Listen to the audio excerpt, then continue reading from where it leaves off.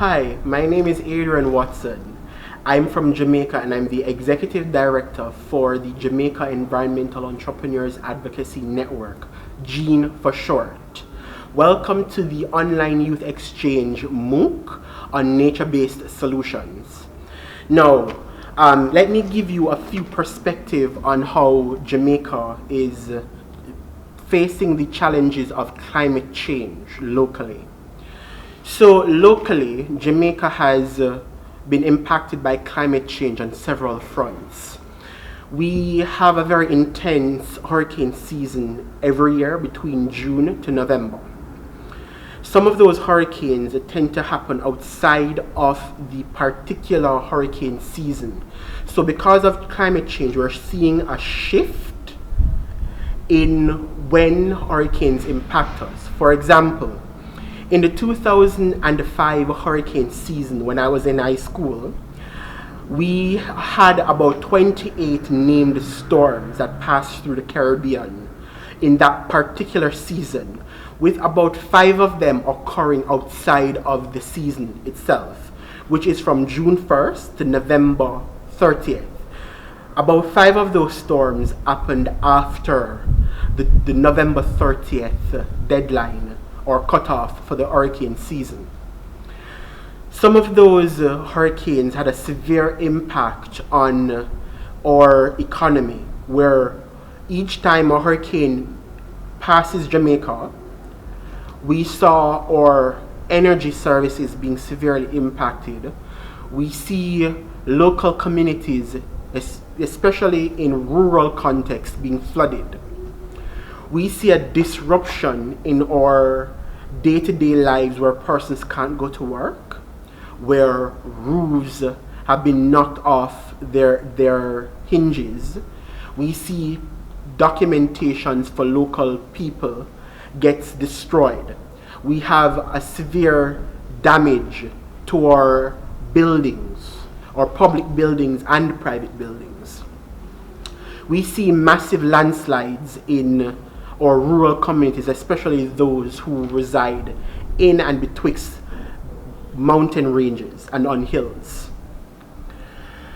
A part of the reason why we're being impacted severely by climate change is also because we have a deforestation rate that is lower than some places, but still high enough for us to see whole communities being rafted down on the side of hillsides and at the sides of mountains.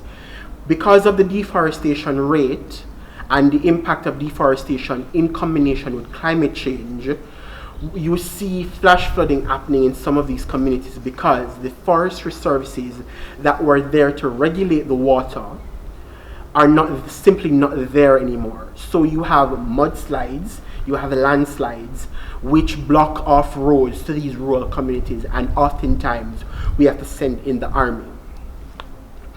Some of the projects that seeks to empower communities in putting back some of those nature-based solutions would be, for example, the Jamaica Rural Economy and Ecosystems Adapting to Climate Change, which ended in 2019, where they had the CCAT training program where facilitators like myself would have gone in, trained young people in climate change advocacy, climate change science, and then give them a small grant donation in order to help mitigate or adapt to the effects of climate change.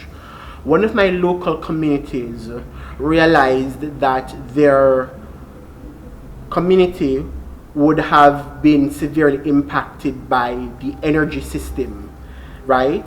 Where the particular delivery mechanism that we use to deliver energy would have compromised the primary school's ability to bounce back energy-wise. So they used the funding that they were given to help put a solar panel on their primary school roof using the power of the sun to generate the energy that the school needed, which would have reduced the school's energy bill by some 30%. The second community that I went to was in collaboration with Knox Community College in Spalding.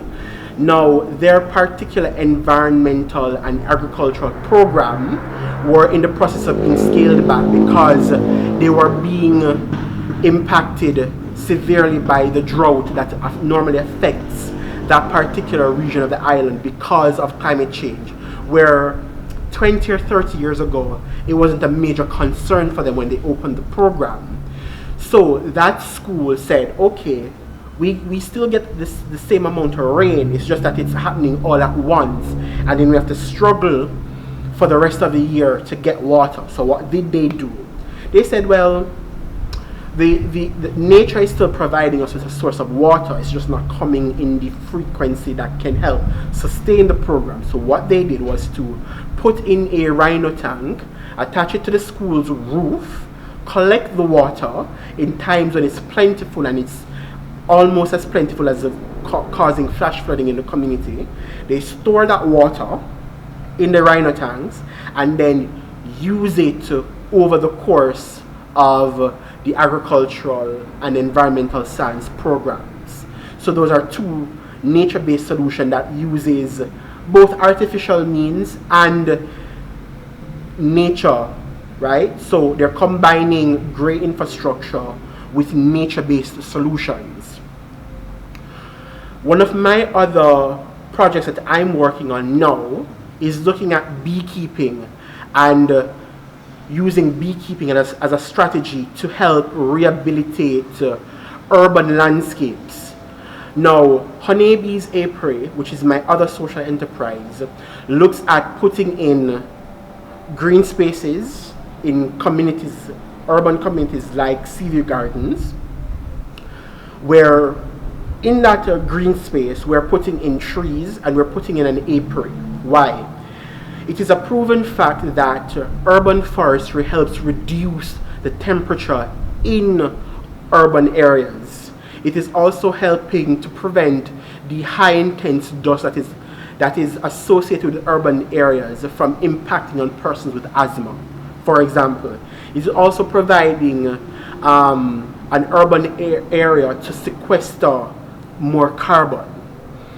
The pollination services provided by the apiary also ensures that climate resilient genetic material is stored and passed on to the next generation of trees that will be planted in those areas, because we'll be harvesting the seeds from those particular trees to help reforest other areas in Kingston and St. Andrew. The other element of my social enterprise is that I'm using beekeeping as a way to combat the effects of bauxite mining in another rural community who needs some sustainable income while they're reforesting the particular area. So like the urban ecosystem-based solution, we've taken it and adapted it to a rural mining community context where we go in again, reforest the area, and then put in the bees to help pollinate the trees, and through that mechanism, the young people who are helping me to manage the apiary can earn a living by harvesting honey. So the nature-based solution is incorporating social or socio-environmental conservation. So we're not doing conservation without people. And by increasing the income revenue streams for young people in particular, we are getting them to be bought into the idea of how nature can improve their lives and being a part of that particular solution without degrading the land space any further. So because they're using the land space, they won't, one, dump in those open spaces, because that is also an issue. They will also plan to carbon sinks, because that is what trees are. They'll then earn from it because they're now putting in bees and they're collecting honey from their efforts. So they're investing in nature in summary, right? And they're building their own resilience. The third component from my own example is that we're using bamboo ply to and the CNC router, which is computer numeric routers, to create beekeeping equipments like Colorado top bar hives.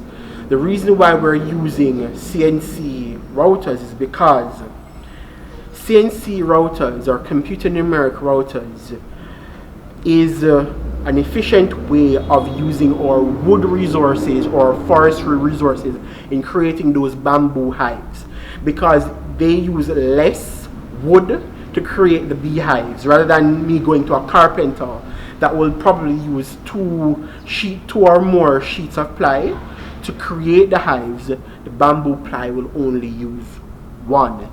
So it is about 75% more efficient. It means that I'm taking out approximately 75% less trees to create the beehives. And a matter of fact, because I'm using bamboo ply, I'm not taking out any trees at all. The benefits of using bamboo is that it can be considered a renewable resource, because one shoot of bamboo tree can be clipped sustainably for me to get enough bamboo to create a bamboo ply at the size of 4 feet by 8 feet. And the bamboo shoot isn't disturbed or killed in that process. Plus the fact that bamboo sequesters 30% more carbon in 5 years per acre versus a timber tree that takes anywhere between 15 to 30 years to mature before I can use those timber trees, and that is just 1 acre. So not only is bamboo more efficient in terms of sequestering carbon, it is a more efficient resource to use for creating beehives. Plus the combination of using the CNC router, I can get more beehives being created out of the bamboo ply, as opposed to if I was using a natural skill set of a carpenter. So I'm integrating technology in defense of conserving my local indigenous environmental ecosystems for a small island developing state. I'm Adrian Watson. Thank you for signing up for the online youth exchange program.